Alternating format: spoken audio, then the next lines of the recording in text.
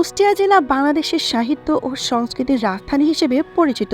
বাউল সম্রাট লালনের তীর্থভূমি, বিশ্বকবি রবীন্দ্রনাথ ঠাকুরের স্মৃতি বিজড়িত বিষাদ সিন্ধুর রচয়িতা মীর মোশাররফ হোসেনের কালজয়ী সৃষ্টি বাংলাদেশের শিল্প সাহিত্য সংস্কৃতিকে সমৃদ্ধ করেছে। বন্ধুরা, আজকের ভিডিওতে আমরা কুষ্টিয়া জেলার 6টি দর্শনীয় স্থান ও ঐতিহাসিক স্থাপনার সম্পর্কে জানব। প্রথমেই জানব রবীন্দ্রনাথ ঠাকুরের কুঠিবাড়ি। কুষ্টিয়া জেলার কুমারখালী উপজেলার একটি গ্রাম শিলাইদহ। পদ্মা নদীর কোল ঘেঁষে গ্রামটির পূর্ব নাম খোরশেদপুর। রবীন্দ্রনাথ তার যৌবনকালের একটি উল্লেখযোগ্য সময় এখানে কাটিয়েছেন। রবীন্দ্রনাথের দাদা প্রিন্স দ্বারকানাথ ঠাকুর 1807 সালে এই অঞ্চলে জমিদারি পান। পরবর্তীতে 1889 সালে রবীন্দ্রনাথ ঠাকুর এখানে জমিদার হয়ে আসেন। এখানে তিনি 1901 সাল পর্যন্ত জমিদারি পরিচালনা করেন। এ সময় এখানে বসেই তিনি রচনা করেন তার বিখ্যাত গ্রন্থ সোনার তরী, চিত্রা, চৈতালি, গীতাঞ্জলি ইত্যাদি। দর্শনার্থীদের পদচারণায় মুখরিত হয়ে উঠেছে কুষ্টিয়ার কুমারখালীর শিলাইদহের বিশ্বকবি রবীন্দ্রনাথ ঠাকুরের কুঠিবাড়ি।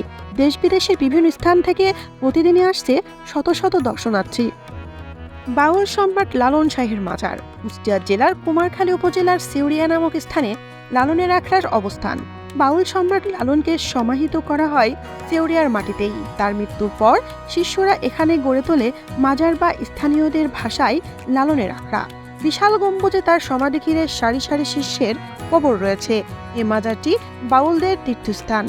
মাজার থেকে কিছু দূরে রয়েছে একটি ফটক। এই ফটক দিয়েই মাজারে প্রবেশ করতে হয়। প্রতি বছর তার মৃত্যুবার্ষিকীতে সাধু ভক্তদের পাশাপাশি বাউল সম্রাটের টানে ছুটে আসে লাখো পর্যটকের দল।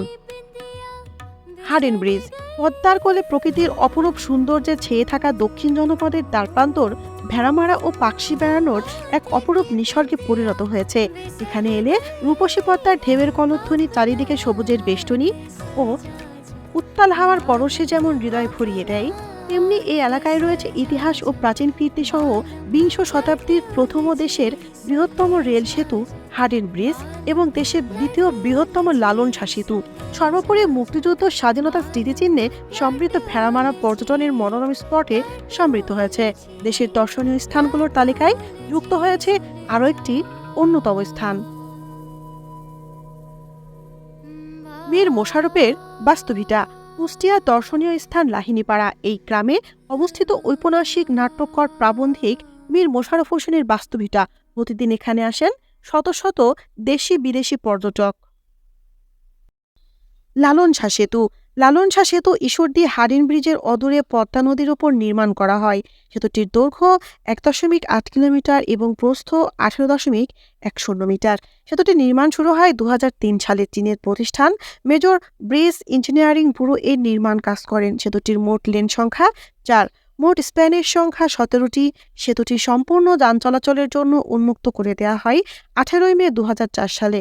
সেতুটি তৈরির ফলে কুষ্টিয়া, মেহেরপুর, ঝিনাইদহ জেলার লোকদের যোগাযোগ ব্যবস্থা সহজতর হয়েছে।